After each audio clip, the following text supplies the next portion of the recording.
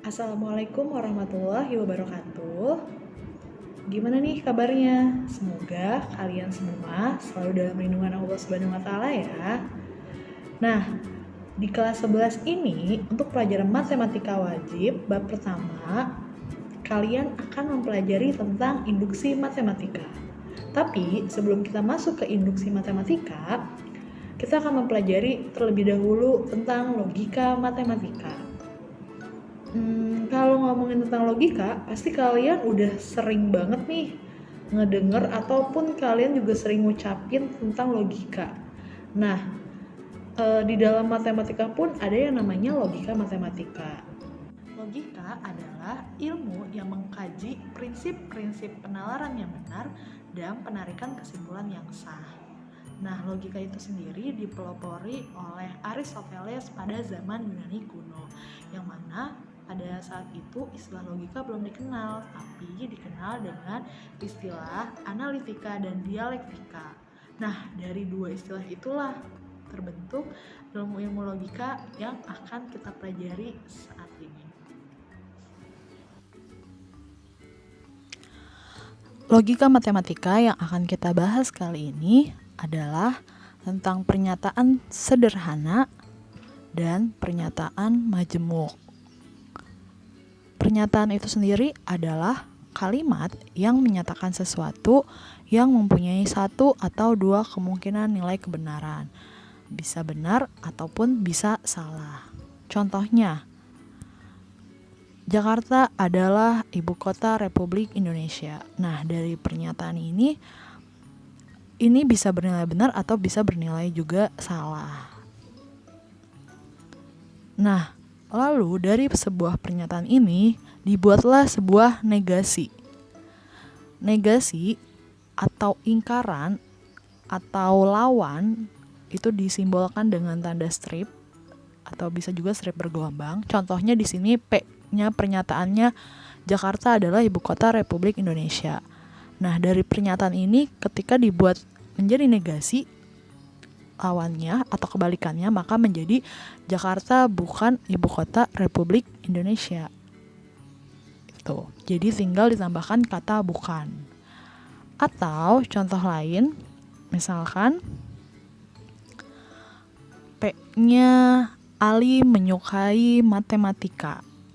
Itu pernyataan P-nya. Nah, negasinya dari pernyataan P itu kita buat negasi.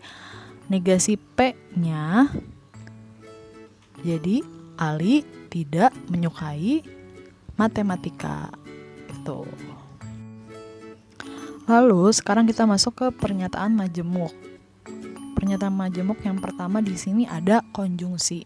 Konjungsi itu disimbolkan dengan huruf V tapi terbalik yang berarti dan. Jadi ini penggabungan dua kalimat dengan menggunakan kata dan. Misalkan contohnya P. 3 adalah bilangan prima, itu P-nya. Q-nya 3 adalah bilangan ganjil. Nah, dari P dan Q ini kita buat konjungsi, maka jadinya P konjungsi Q 3 adalah bilangan prima dan bilangan ganjil. Gitu. Jadi 3 adalah bilangan prima dan bilangan ganjil. Atau kalau kalian mau tulis 3-nya lagi, 3 adalah bilangan prima dan 3 adalah bilangan ganjil pun boleh. Tapi kalau ada yang lebih sederhana, kenapa enggak? Selanjutnya di sini ada tabel kebenaran atau nilai kebenaran dari pernyataan P dan Q-nya. Nah, P konjungsi Q. P dan Q-nya di sini ketentuannya sudah ada atau memang sudah ditetapkan. Jadi kalau misalkan di P-nya itu benar, terus ini benar, salah, Q-nya benar, salah. Nah, di dalam aturan konjungsi, ketika P-nya bernilai benar, Q-nya benar, maka hasilnya benar. Jadi ini dua-duanya harus benar. Jadi kalau cuma salah satunya doang yang benar, maka hasilnya salah. Jadi kalau konjungsi itu harus kedua-duanya benar. Nah, disjungsi di sini disimbolkan dengan V, kebalikan dari konjungsi. yang menggunakan kata hubung atau. Contohnya, pernyataan P-nya, ponsel adalah alat komunikasi. Lalu pernyataan Q-nya, ponsel adalah alat transportasi. Nah, dari kedua pernyataan ini, P dan Q dibuatlah disjungsinya, P disjungsi Q, maka ponsel adalah alat komunikasi atau alat transportasi. Atau ponsel adalah alat komunikasi atau transportasi. Nah, disjungsi pun ada tabel kebenarannya. Pokoknya untuk ketentuan P dan Q-nya itu selalu memang ketetapannya seperti itu ya. Jadi untuk P-nya benar, benar, salah, salah, Q-nya benar, salah, benar, salah. Nah, ini dibuat seperti ini untuk menguji nilai kebenaran dari disjungsi ini. Nah, kalau tadi kan konjungsi itu kedua-duanya harus benar. Tapi kalau disjungsi, kalau salah satunya aja yang benar, maka hasilnya benar. Jadi pada disjungsi ini yang salah adalah kalau kedua-duanya P dan Q-nya salah, maka hasilnya salah. Lalu yang ketiga ada implikasi. Implikasi dilambangkannya itu dengan tanda panah ke kanan yang menyatakan jika P maka Q. Jadi kalau implikasi ini menggunakan kata tambah depannya jika, di tengah-tengahnya menggunakan kata tambah maka. Contohnya, pernyataan P, Indonesia negara maju. Pernyataan Q-nya, semua penduduk Indonesia sejahtera. Nah, dari pernyataan P dan Q ini, ketika kita buat implikasi, P implikasi Q, di depannya ditambahkan jika. Jadi jika Indonesia negara maju, lalu ditambahkan kata hubung, maka semua penduduk Indonesia sejahtera. Jadi menambahkan kata jika di depan P dan maka di depan pernyataan Q. Itu untuk implikasi. Jadi di sini jawabannya jika Indonesia negara maju, maka semua penduduk Indonesia sejahtera. Lalu ada tabel kebenarannya juga sama. Untuk P dan Q-nya, P-nya benar, benar, salah, salah, Q-nya benar, salah, benar, salah. Maka implikasinya, nah untuk implikasi, pernyataan yang bernilai salah adalah ketika pernyataan pertamanya benar, yang kedua salah, maka hasilnya salah. Selain itu semuanya benar. Nah, itu kan bisa dilihat di situ tuh. Yang salah itu kalau yang BS.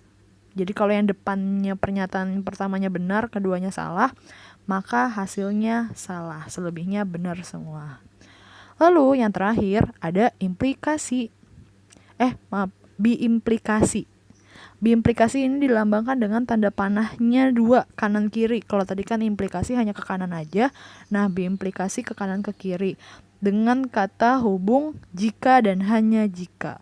Contohnya, pernyataan P-nya manusia dapat hidup, Q-nya ada oksigen.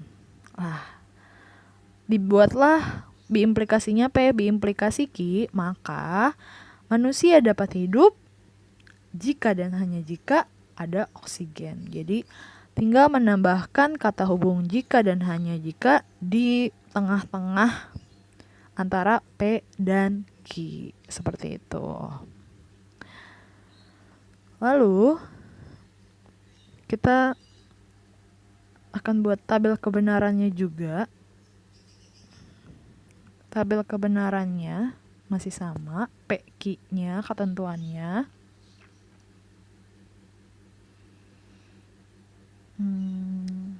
P implikasi Q ya, P-nya B, B, S, S, Q-nya B, S, B, S.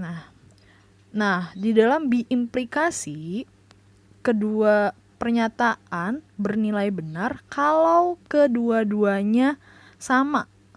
Jadi kalau yang P-nya benar, Q-nya benar, maka biimplikasinya hasilnya benar.